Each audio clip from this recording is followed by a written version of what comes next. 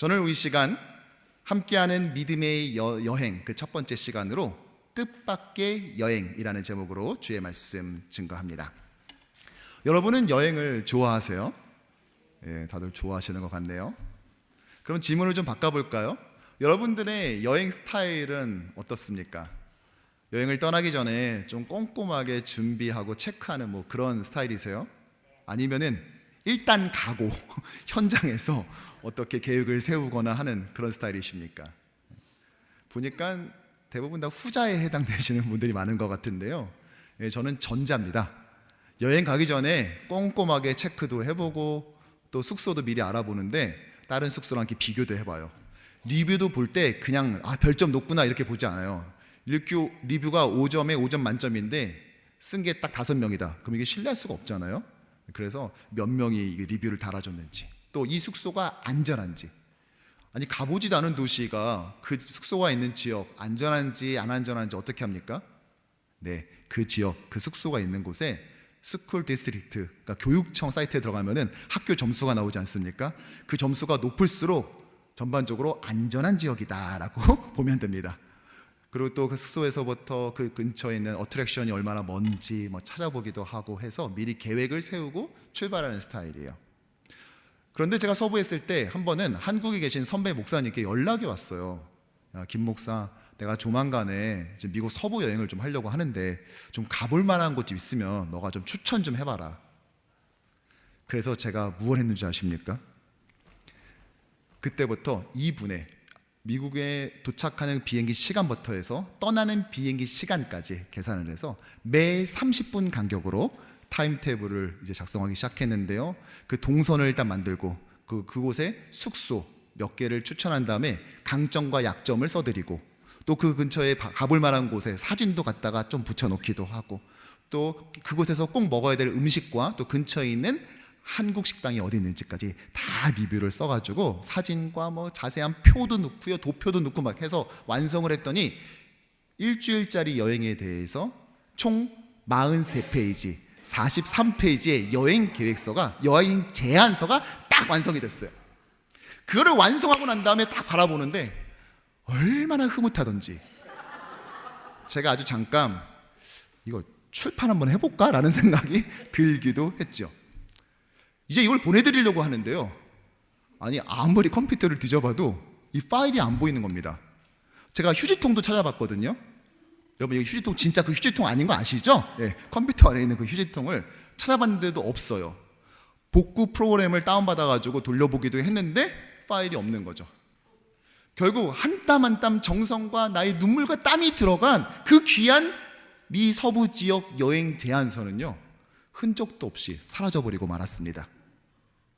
결국 저는 그 선배 목사님께 연락을 드려서 목사님, 미국 서부 여행을 가장 알차게 보내는 방법은 기존 여행사에 나와 있는 패키지 여행에 참여하는 것입니다 라고 답을 드렸죠.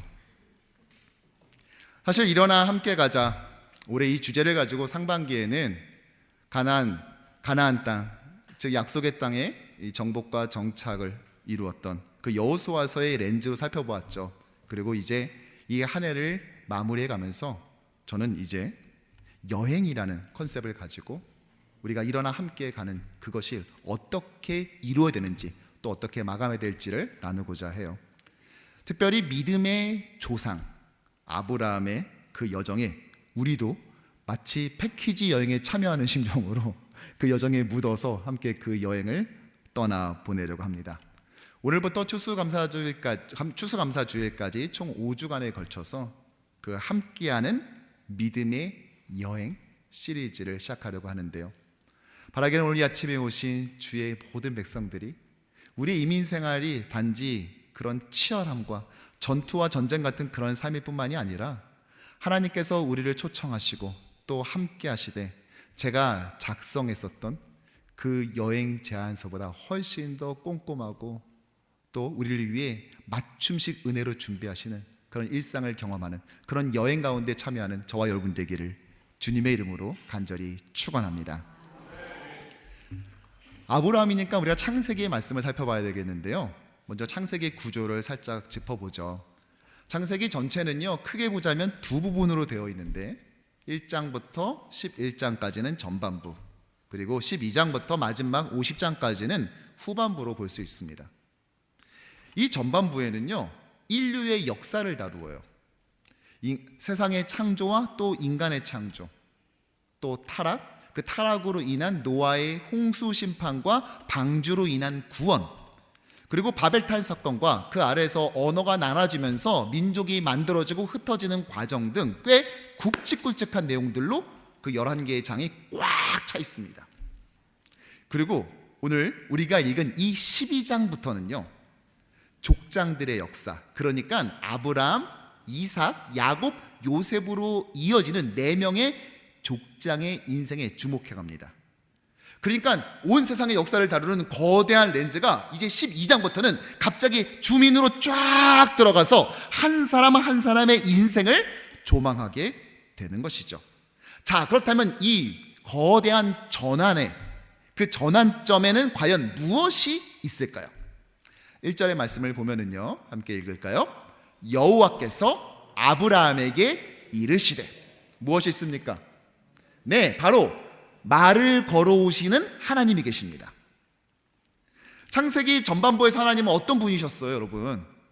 오늘 본문이 오기 전까지 하나님은요, 온 세상을 만드신 창조주였습니다. 또 인간의 죄에 단호하게 공의로서 대하시는 심판주셨죠. 뿐만 아니라 바벨탑 아래서 민족을 나누게 만드는 세상의 주권자였습니다. 창조주요 심판자이자 세상의 주권자이신 그분께서요, 한 개인에게 갑자기 그것도 먼저 찾아오신 것이죠. 만일 하나님이 우리 가운데 찾아오셔서 먼저 말을 거신다, 그럼 예상되는 시간들이 있잖아요. 언제일까요? 뭐 이렇게 예배를 드리는 시간, 또 큐티를 하는 시간, 뭐 새벽 기도 시간, 뭐 이럴 대로 예상하지 않습니까? 그런데 누구도 하나님께서 내 인생에 찾아오사 말을 거는데, 그것이 막 내가 퇴근하고 집에 가려고 하는데 좌회전할 때, 마트 갔다가 495 타고 엑시스에서 나가려고 하는데 갑자기 그때 말을 걸어온다. 예상하기 힘든 시간 아니에요? 분명 아브라함에게 있어서 하나님께서 오늘 이렇게 말을 걸어오신 그 시간은 뜻밖의 시간이었을 게 분명해 보입니다. 하지만 중요한 거는 이렇게 찾아오셔서 말을 먼저 걸어주신 거, 창조주께서 말을 먼저 피조물에게 걸어주신 것은 큰 은혜인 것은 분명하지만, 과연 무슨 말씀하셨는지 그 내용도 중요하잖아요. 그 내용이 무엇이었을까요? 이렇게 1절에 나와 있습니다. 함께 읽어볼까요?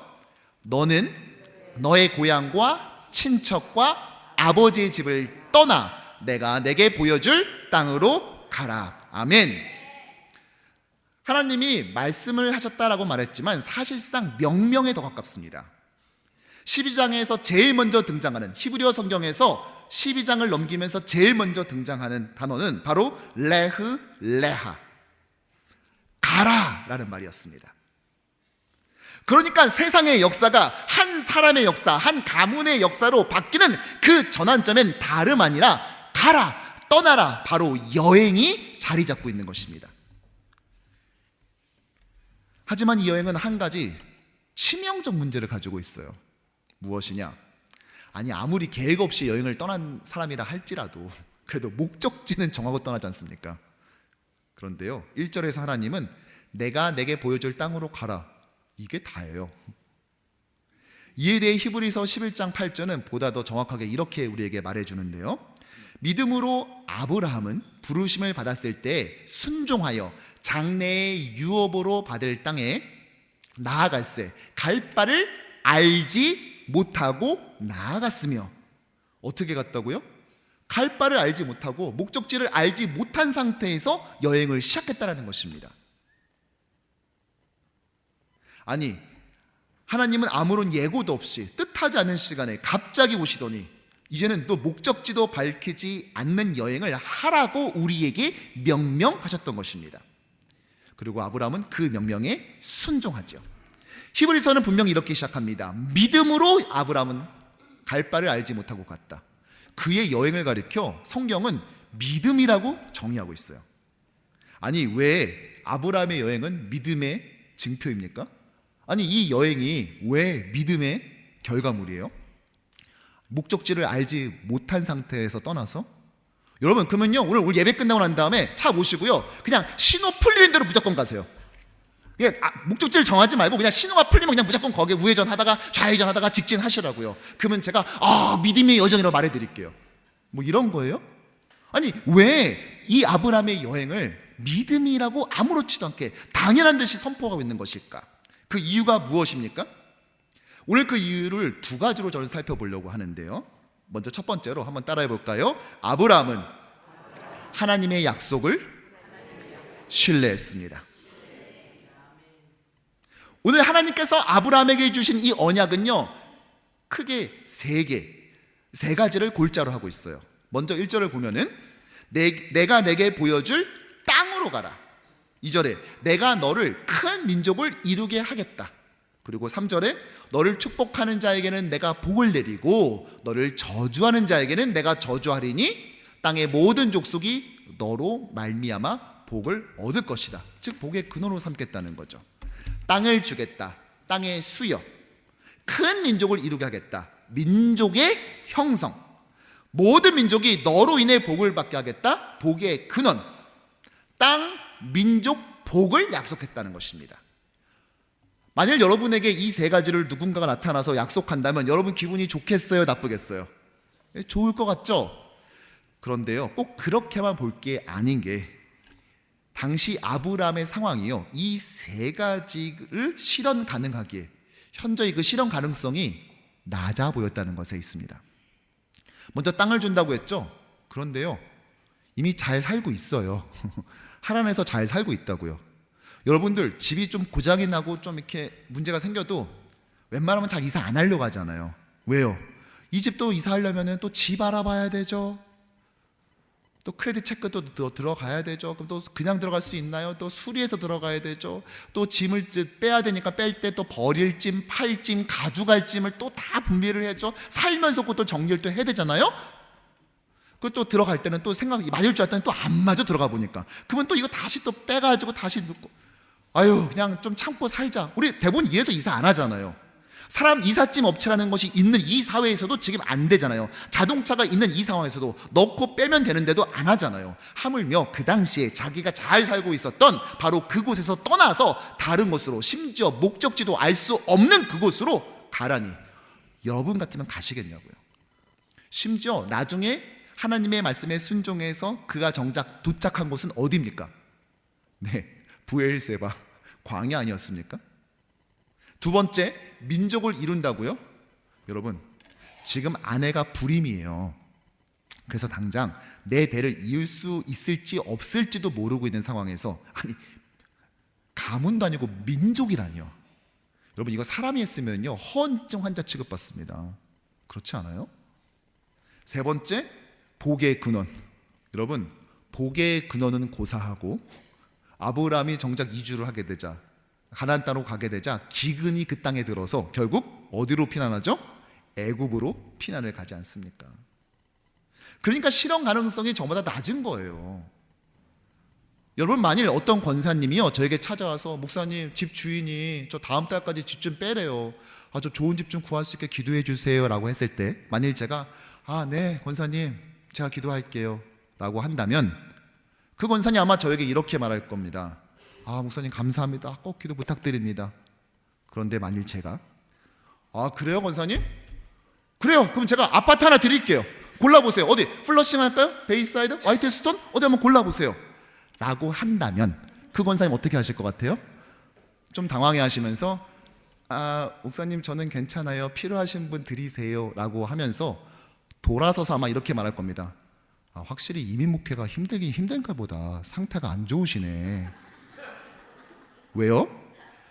딱 저를 위아래로 훑어봐도 저 사람한테서 아파트 나올 가능성이 없어 보이잖아요. 아파트 몇 개 갖고 있어서 하나 줄 것 같이 생기진 않았지 않습니까?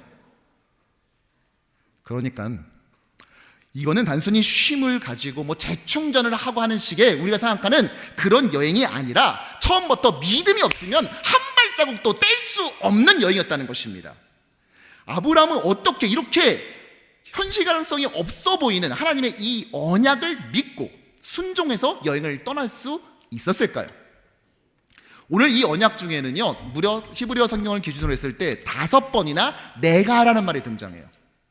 내가 너에게 땅을 주겠다. 내가 너로 하여금 큰 민족을 이루게 하겠다. 내가 너로 하여금 복의 근원이 되게 하겠다. 내가. 여기서 내가는 누구를 말합니까? 바로 하나님이시죠.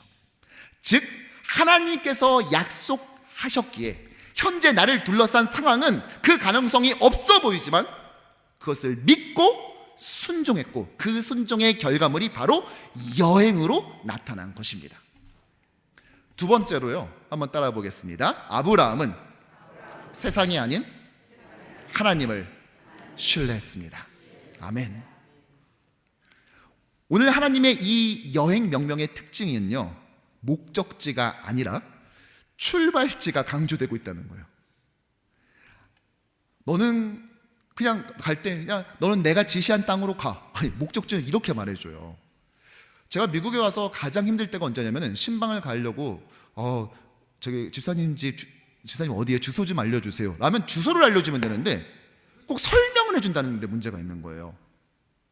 목사님 유토피아로 딱 들어서면은요, 그 길 두 번째 블럭에서 몇 번 아베뉴에서 우회전을 하시고요, 두 블럭을 내려가다 보면 빨간색 지붕집이 나오는데 거기서 좌회전을 하셨다가 그 블럭에 한 블럭 반쯤 가면은 이제 도착했구나. 그 집에 세워 놓으시고 코너를 꺾어서 돌아오시면 저희 집이요. 이렇게 하면은 제가 어떻게 가요? 그냥 주소를 불러주면 구글맵이 알아서 친절하게 안내를 해주는데 계속 주소를 안 가르쳐주고 설명을 해주시는 분들이 계세요. 이게 얼마나 힘든지. 근데요, 저는 약과였더라고요. 아브라함은 아예 주소는커녕 설명도 없이 그냥 내가 지시한 땅으로 가라 이렇게 했다는 거예요. 대신에 도착지는 안 가르쳐줘 놓고는 출발지를 얼마나 꼼꼼하게 알려주는 줄 아세요? 너의 고향, 너의 친척, 너의 아버지의 집을 떠나. 그냥 너 거기서 떠나 이렇게 말하면 되지 않습니까? 거기서 나와 이렇게 말하면 되는데 그걸 친절하게 이게 너의 고향, 너의 친척, 너의 아버지의 집을 떠나. 이거 세 가지가 다 똑같은 말인 거 아시죠? 세 가지 똑같은 말을 반복해가면서 거기서 떠나래요. 아니 무슨 여행을 가는데 목적지를 안 가르쳐주고 출발지를 강조하고 있습니다. 거기서 떠나. 왜 이런 일이 벌어졌을까요? 왜 하나님께는 떠나는 것보다 도착하는 것이 더 도착하는 것보다 왜 떠나는 것이 더 중요했을까요? 유대 문헌을 보면은요, 아브라함의 아버지인 데라는요, 우상 제작자였어요. 우상을 만드는 사람. 그리고 이런 환경을 살펴보면 어쩌면 당연한 일이겠지만 그의 집안도 과연 누구를 섬겼을까요? 여호수아서 24장 2절은 우리에게 이렇게 말합니다. 시작. 옛적에 너희의 조상들 곧 아브라함의 아버지 나홀의 아버지 데라가 강 저쪽에 거주하여 다른 신들을 섬겼으나 내가 너희의 조상 아브라함을 강 저쪽에서 이끌어내어 가나안 온 땅에 두루 행하게 하고. 그의 집안은 우상 숭배 집안이었어요. 뿐만이 아니라 우상 제작까지 할 정도였죠. 그런데 어느 날 갑자기 뜻밖의 음성이 들리면서 하나님께서 아브라함을 찍어 그곳에서부터 이끌어내었다고 말하고 있습니다. 따라서 오늘 하나님께서 그곳을 떠나라, 너의 고향, 친척, 아비의 집을 떠나라 라는 이 명령은 하나님으로부터의 떠남이 아니라 하나님께로의 떠남이었던 것입니다.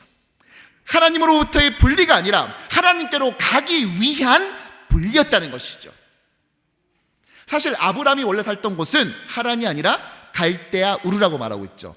당시 우르 제3제국은요, 번영을 구가하던 곳입니다. 사진을 보여주시면은요, 이집트에는 피라미드가 있지만 이 갈대아 우르 3제국이 있었던 지금의 이라크 지역인데요, 여기에는 지구라트라고 하는 또 다른 형태의 피라미드가 그 고대 사회에 이미 존재하고 있었어요. 이런 융성한 문화를 가지고 있었던 그 갈대아 우르로부터 그를 나오게 한 것이죠. 그리고 옮긴 것이 어디입니까? 네, 하란이라는 곳이었습니다. 자, 지도를 다시 보여주시면은요, 여기에서 약간 논쟁이 있습니다.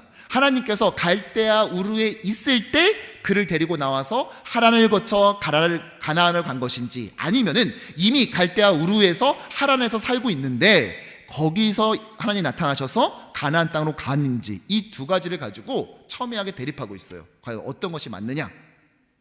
그런데요, 이게 큰 의미가 없는 게, 우리한테는 이런 지리적 차이가 중요한 개념이지만 하나님께는요, 지리적 차이보다 영적 차이가 훨씬 더 중요합니다.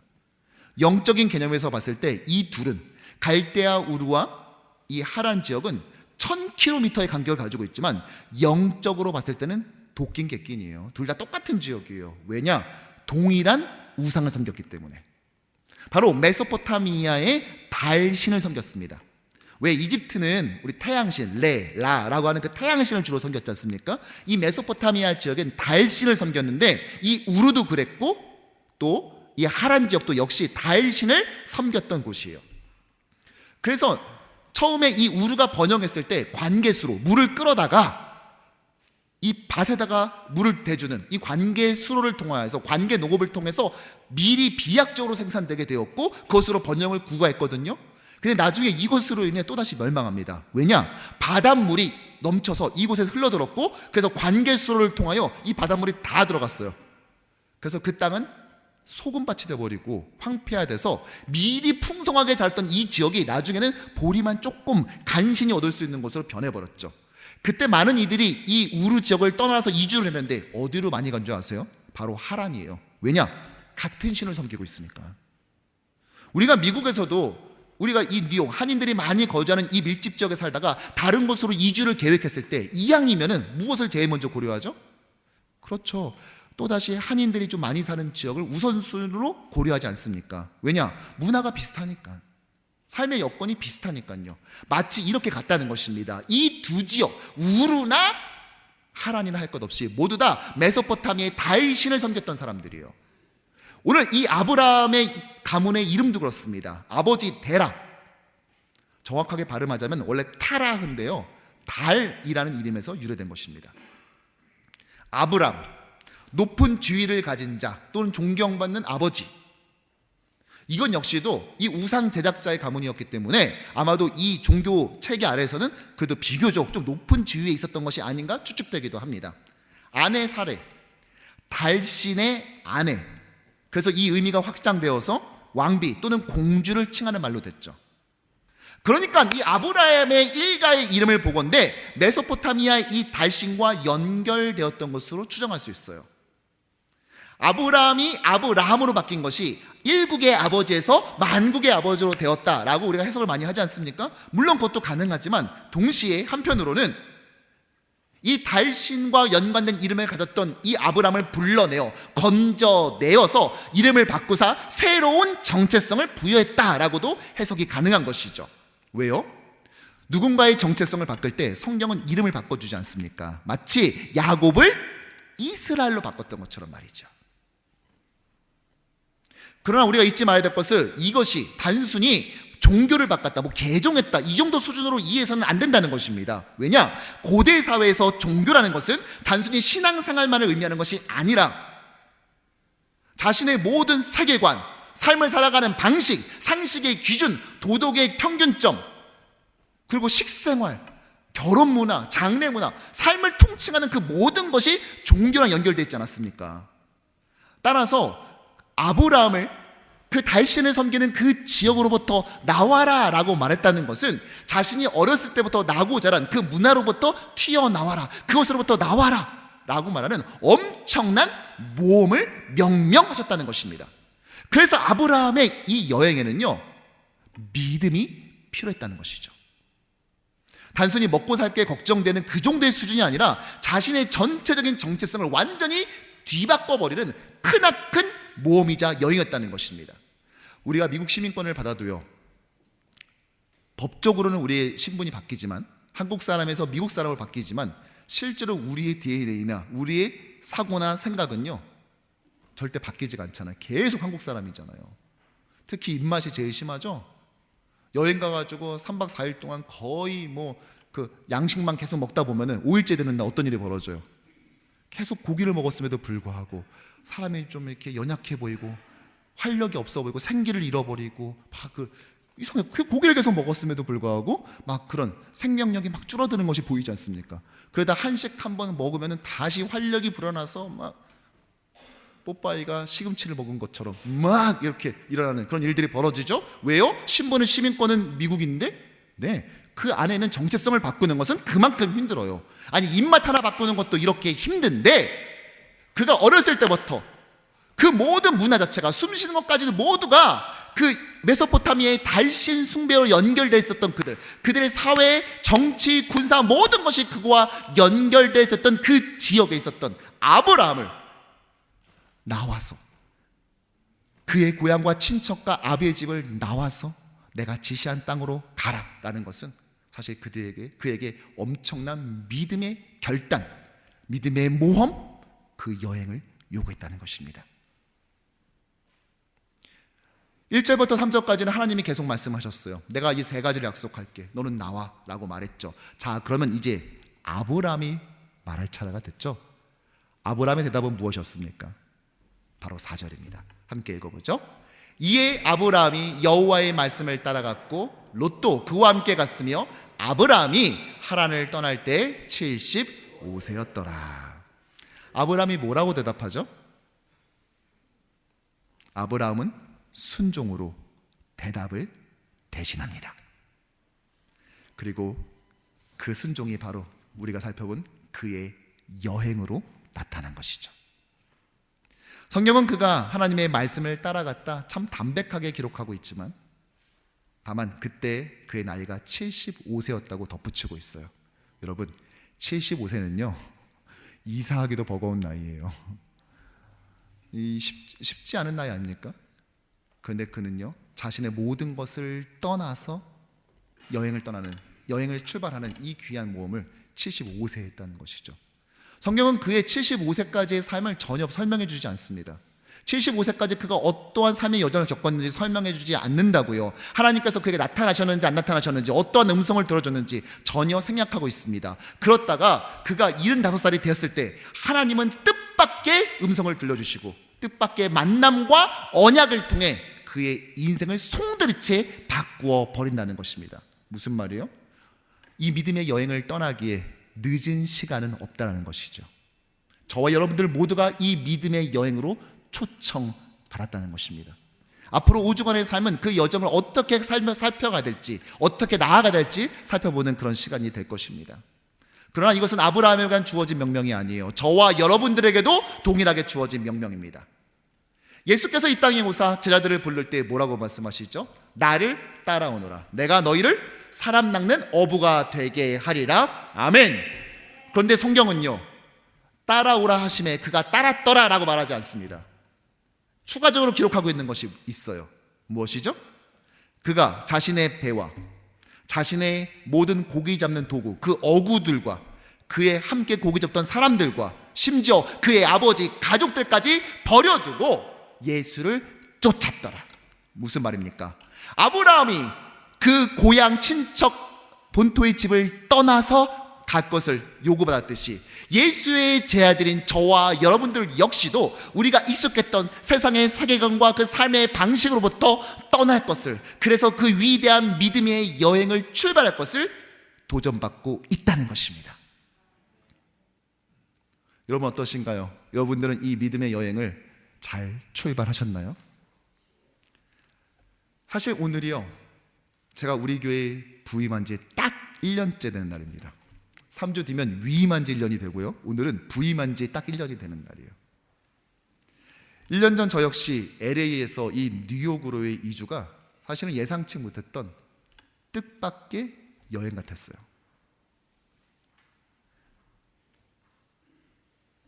저희 둘째 아이가 다른 아이들과는 좀 다르게 좀 특별한 도움이 필요한 아이라는 사실을 알고 난 다음에 한국이 아니라 나는 이민교회에서 나는 이 땅에서 목회를 해야 되겠구나라는 하나님의 컨펌으로 최종적으로 받아들였고, 그 다음부터 저희 부부는요 휴가 때는요 꼭 비행기를 타고 미국 이곳저곳으로 갔어요. 돈이 많아서는 아니에요. 어차피 3,000불 빚지나 6,000불 빚지나 똑같다라는 그 마음을 가지고 빚을 내서 계속 다녔습니다. 왜요? 미국 땅 어디에서 담임 목사를 청빙 받을지 알 수가 없으니까요. 그래도 좀 알아야지 뭘 할 거 아닙니까? 뉴욕은 강의와 설교 때문에 2번을 방문했어요. 그리고 잘 둘러보고 난 다음에 다시 돌아가는 비행기에서 저와 아내는 이런 대화를 나누었습니다. 와, 뉴욕 정말 여행하기 너무 좋다, 그치?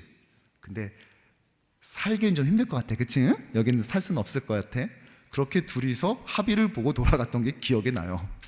그런데 하나님은 참 뜻하지 않은 여정을 허락하시는 것 같아요. 뜻밖의 여행길을 저에게 허락하셨어요. 그리고 뉴욕으로 오게 되었죠.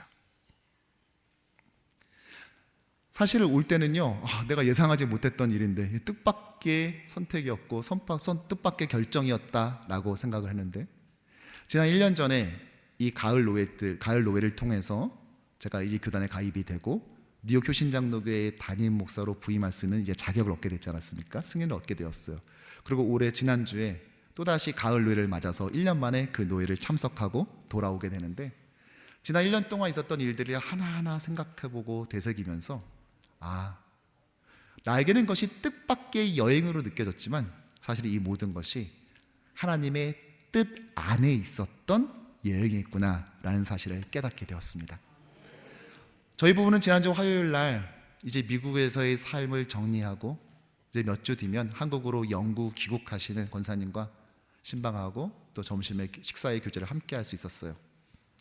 그 권사님 역시 먼저 남편을 하나님 앞으로 보내고 그 공허함과 그 허전함을 달랠 길이 없어서 뜻하지 않게 미국으로 오게 되었고, 그리고 그 미국에서 살게 되었고, 그리고 오랜 시간을 있게 되었어요. 한국에서 신앙생활을 하긴 했지만 사실은 우리 뉴욕 효신장로교회에서 본격적인 신앙생활을 하게 되었고요. 그 과정 속에서 참 귀한 분들, 하나님께서 붙여주시는 귀한 만남의 축복들이 참 많게 되었습니다. 그런데 이제 나이가 들고 병이 드니까 혹시 여기 남아있는 다음 세대 내 후손들에게 혹시 폐가 될까 싶어서 이제 미국 생활을 정리하고 이제 한국으로 완전히 들어가기로 결단하신 거예요. 권사님께서 그러시더라고요. 다른 것보다도 이 미국이라는 이 문화, 여기에 살지 못하는 것이 아쉬운 것이 아니라 하나님께서 이 갑작스럽게 예상치 않게 온 이 미국에서 하나님께서 붙여주신 그 소중한 인연들, 그 소중한 사람들, 또 영적 동지들, 특별히 교회 안에서 만나게 하신 귀한 우리 지체들과 헤어지는 것이 너무나 아쉽다고, 그것이 못내 속상하다고 말씀하시더라고요. 그런데 그래도 자신이 한국으로 돌아가기 전에 우리 교회가 이토록 빠른 시간에 회복되고 또 치유되고 건강해지고 또 성도들이 매주 예배를 기대하는 이런 교회로 발돋움하게 돼서 이렇게 교회가 잘 된 상태에서 돌아가게 되어서 마음이 한편으로는 너무나 감사하고 기쁩니다라고 고백하시더라고요. 그 권사님의 삶, 뜻밖의 시간에 남편을 보내고 뜻밖의 시간에 이 미국 땅에 오게 되고 예상치 않게 미국에 계속 거주하다가 마지막 다시 뜻밖의 영구 귀국을 하게 되지만 그 모든 시간이 그 순간순간이 사실은 하나님의 계획이었고 하나님의 날 위한 선물과 같은 준비였다는 사실을 고백하는 그 고백을 들으면서 내가 그곳을 떠나서 이 뉴욕으로 오게 되고 우리 교회에 부임하게 된 건 역시 뜻밖의 사건이 아니라 하나님의 뜻 안에 있었던 하나님의 디자인과 섬세하고 철저한 계획, 내가 44페이지를 써내놨던 그 서부 여행 제안서보다 훨씬 더 철저하고 촘촘하고 완벽한 하나님의 여행 계획이었음을 믿음 가운데 고백할 수 있게 되었습니다. 사랑하는 성도 여러분, 우리에게 주신 이 한 주 한 주의 이민의 삶은요, 어쩌면 그래서 한 주짜리 여행이 아닐까 싶어요. 이번 한 주도 믿음으로 함께 떠나자. 믿음이 없으면 한 발자국도 내딛지 못하는 그 믿음의 여행으로, 한 주짜리 그 여행으로 우리를 파송하십니다. 우리를 보내주시는 것입니다. 그러나 우리는 하나님을 믿기에 두려움보단 설렘으로 이 길을 가게 될 것이에요. 저는 그래서 이 뜻밖의 여행을 어떻게 하면 성도들과 함께 잘 기억하고 나눌 수 있을까 고민하다가 그냥 설교로만 듣는 것이 아니라 몸소 체험해보자 라고 생각을 해서 이번 주 목요일 뜻밖의 새콤달콤 우리 효신 가을 여행을 계획하게 된 것입니다. 어떤 분이 그러시더라고요. 몇 주만 더 빨리 광고를 해주시지. 저도 그러고 싶었는데 할 수가 없는 게, 이 여행이 어떤 여행이라고요? 뜻밖의 여행이에요. 그래서 딱 한 주 남겨놓고 광고해서 자 갑시다 하면서 가는 그런 여행이어야만 이것이 의미를 갖게 되거든요. 여러분들이 함께 이 여행에 같이 동참했으면 좋겠어요. 어떤 분들은 아니 목사님 이거 애플 피킹도 하고 막 뷔페도 먹고 이러는데 차도 빌려고 하는데 이거 이 정도 등록비로 되겠어요라고 하는데 이것은 일종의 부임 1년 1주년 선물과 같은 것입니다. 그러니까 많은 분들이 함께 참석하여서 우리의 이 행복한 여행을 함께 나누었으면 좋겠습니다. 그러나 안타깝게도 우리가 모두가 그렇게 갈 수는 없지 않습니까? 바쁜 이 뉴욕의 삶 속에서 계속해서 하루조차도 시간을 내지 못하는 많은 분들이 계시는데요. 또 그런 분들을 위해서는요, 잠깐 이 예배를 드리는 동안만이라도 그 여행의 기분을 맛보시라고 이렇게 강단을 이 여행의 분위기로 준비해봤는데 여러분 어떠십니까? 예, 좀 여행의 분위기가 나시나요? 예, 매주 오실 때마다 조금씩 더 여행의 그 기분이 짙게 깔리게 될 것입니다. 사실은 제가 지난 1년 동안 여러분들의 삶을 신방하고 지켜보면서 안타까웠던 것이 있어요. 제가 LA에서 여기를 왔을 때 많은 분들이 저에게 그러셨어요. 목사님 여기 정말 좋아요. 아니, 뭐가 좋아요? 여기는 한국하고 똑같아요. 뭔 말인가 했더니 사계절이 있다는 거예요. 그렇구나. 근데 제가 그러고 난 다음에 여러분들의 가정과 직장을 신방하고 또 여러분들의 삶을 가만히 지켜봤거든요. 근데 말하고 행동하고 너무 다른 거예요. 무슨 말이냐? 사계절은 정말 말씀하신 대로 계속 바뀌는데요, 정작 미국에서 가장 치열하고 바쁜 이 도시를 살아내느라 정작 자신은 그 주변을 돌아보지 못하고 계속 그 다음 내리들 발만을 바라보면서 계속 다람쥐 쳇바퀴 돌듯이 돌아가는 성도들의 삶을 지켜보면서 마음의 한편으로 너무나 마음이 짠하고 안쓰러웠어요. 속상했어요. 하나님께서 이 아름다운 계절을 우리에게 허락하셨음에도 불구하고 나는 내일 출근을 해서 오늘 잠들어야 되고 또 새벽부터 일어나서 트래픽이 시작되기 전에 빨리 그 길을 향해서 그 트래픽을 뚫고 나가야만 되는 성도들의 삶을 보면서 좀 속이 상했어요. 그래서 어떻게 하면 이 아름다운 선물과 같은 계절을 허락하셨음을 우리가 느낄 수 있을까 하다가 교회에 와 있는 이 동안만이라도 함께 주님을 찬양하고 예배하는 동안만 해도 하나님께서 이 아름다운 계절을 선물처럼 허락하셨습니다. 우리가 느낄 수 있기를 제 마음 한편에 소원하게 되었습니다. 그래서 함께 어저께 교육자들과 청년들과 함께 이렇게 꾸미게 된 것이죠. 그러나 우리 혼자 가는 여행이 아니라 함께 가는 여행, 믿음의 여행이기에 저는 지난 1년보다 앞으로의 1년이 더욱더 기대됩니다. 사랑하는 성도 여러분, 우리가 허락하신 이 믿음의 여행을 우리 힘차게 떠납시다. 오직 하나님을 믿는 자에게만 가능한 이 여행을 떠나봅시다. 그리고 더 이상 우리가 지금까지 향유했던 세상의 문화와 가치관과 세계관 속에 갇혀있는 것이 아니라 과감하게 그것을 떠나서 주님께서 우리에게 말씀하시는 그곳을 향해, 그것이 끝까지 정확히 보이지 않는다 할지라도 주님을 믿기에 담대하게 그 여행을, 믿음의 여행을 떠나는 저와 여러분 되기를 축원합니다. 말씀을 정리하죠. 저는 1년 전 이 뉴욕으로의 믿음의 여행을 떠났을 때 저를 축복해 주신 장로님 부부가 있어요.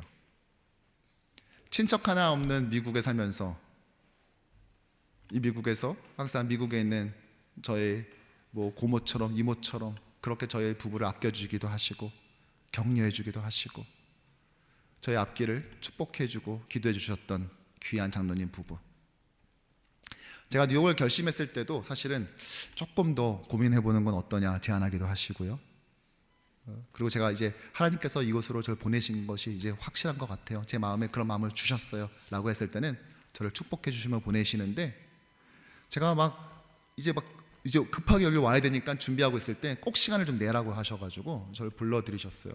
갔더니 마치 자기 자식 타국으로 보내는 심정이라고 양복 한 벌은 꼭 지어 입혀 보내고 싶다고 하시면서 한사코 만류에도 기어이 오라고 하셔서 그옷을 선물해 주셨고, 1년 전 제가 부임했을 때 그 양복을 입고 설교했습니다.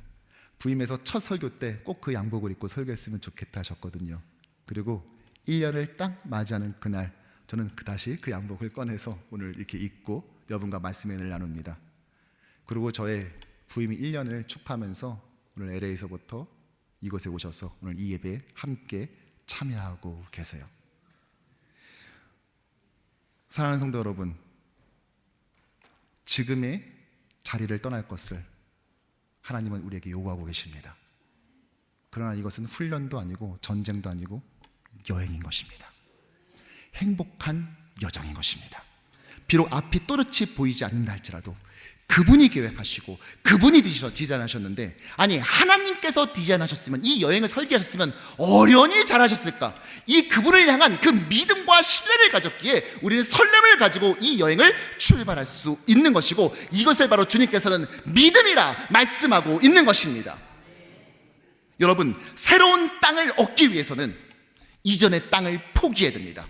이전의 땅을 포기하지 않고서는 새로운 땅을 얻을 수가 없습니다. 우리에게 이것이 뜻밖인 것처럼 여겨지지만 사실 이것은 주님의 뜻 안에 계획되어 있었던 여행임을 우리는 기억해야 될 줄로 믿습니다. 여러분은 어떠십니까? 이 여행을 떠날 준비가 되어 있습니까? 지난 1년 동안 여러분과 함께 했었던 이 여행이 너무나 저에게 행복합니다.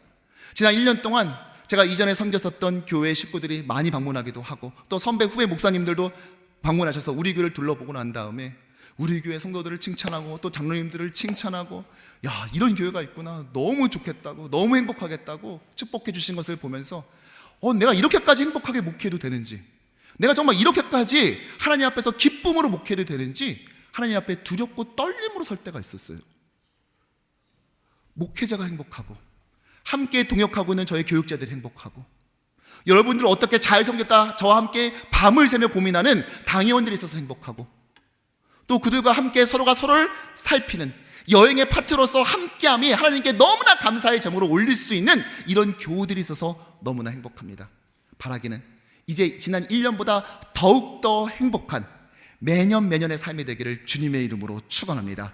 그리고 우리만 하나님께 없는 것이 아니라 우리 다음 세대와 우리 주변에 있는 이웃들까지 이 귀한 행복한 여정에 기꺼이 참여하게 하는 복된 우리 교회 되기를 주님의 이름으로 축원합니다.